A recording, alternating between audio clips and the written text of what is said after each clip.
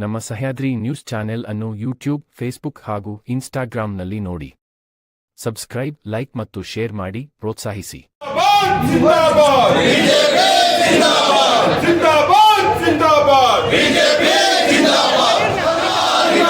ರೈತ ವಿರೋಧಿ ರಾಜ್ಯ ಸರ್ಕಾರಕ್ಕೆ, ರೈತ ವಿರೋಧಿ ರಾಜ್ಯ ಸರ್ಕಾರಕ್ಕೆ, ರೈತರ ಆತ್ಮಹತ್ಯೆಗೆ ಪ್ರಚೋದಿಸುವ ರಾಜ್ಯ ಸರ್ಕಾರಕ್ಕೆ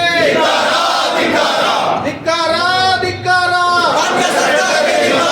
ಧಿಕ್ಕಾರ, ಧಿಕ್ಕಾರ. ರೈತ ವಿರೋಧಿ ಕಾಂಗ್ರೆಸ್ ಸರ್ಕಾರಕ್ಕೆ, ರೈತ ವಿರೋಧಿ ಸಿದ್ದರಾಮಯ್ಯ ನೇತೃತ್ವದ ಕಾಂಗ್ರೆಸ್ ಸರ್ಕಾರಕ್ಕೆ, ಕಾಂಗ್ರೆಸ್ ಸರ್ಕಾರಕ್ಕೆ, ರೈತ ವಿರೋಧಿ ಸಿದ್ದರಾಮಯ್ಯಗೆ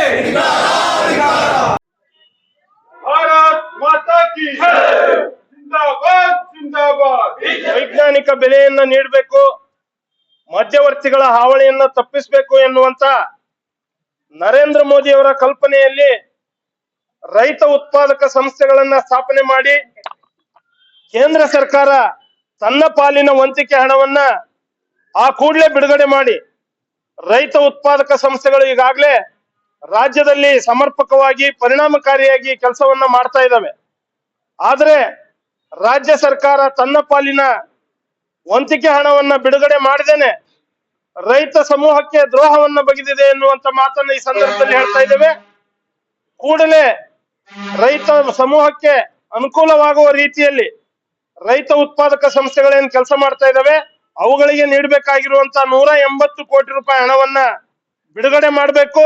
ಅದಲ್ಲದೆ 8 ತಿಂಗಳಿಂದ ರಾಜ್ಯದ ಹಾಲು ಉತ್ಪಾದಕರಿಗೆ ನೀಡಬೇಕಾಗಿರುವ ಸುಮಾರು 400 ಕೋಟಿ ರೂಪಾಯಿ ಪ್ರೋತ್ಸಾಹಧನವನ್ನ ರಾಜ್ಯ ಸರ್ಕಾರ ಏನು ನಿಲ್ಲಿಸಿದೆ, ಕೂಡಲೇ ಅದನ್ನ ಬಿಡುಗಡೆ ಮಾಡಬೇಕು ಎನ್ನುವಂತ ಒತ್ತಾಯವನ್ನ ಮಾಡ್ತಾ ಇದ್ದೇವೆ.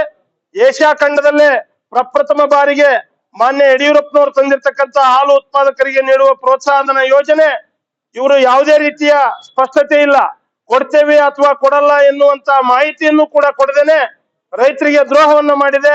ಕೂಡಲೇ ಈ ಒಂದು ಹಣವನ್ನ ಬಿಡುಗಡೆ ಮಾಡಬೇಕು ಎನ್ನುವಂತ ಒತ್ತಾಯವನ್ನು ಕೂಡ ಮಾಡ್ತಾ ಇದ್ದೇವೆ.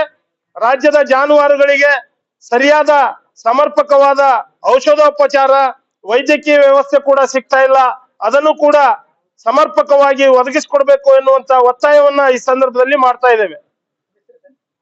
ಸಿದ್ಲಿಂಗಪ್ಪ, ರೈತ ಮೋರ್ಚಾ ಜಿಲ್ಲಾಧ್ಯಕ್ಷರು.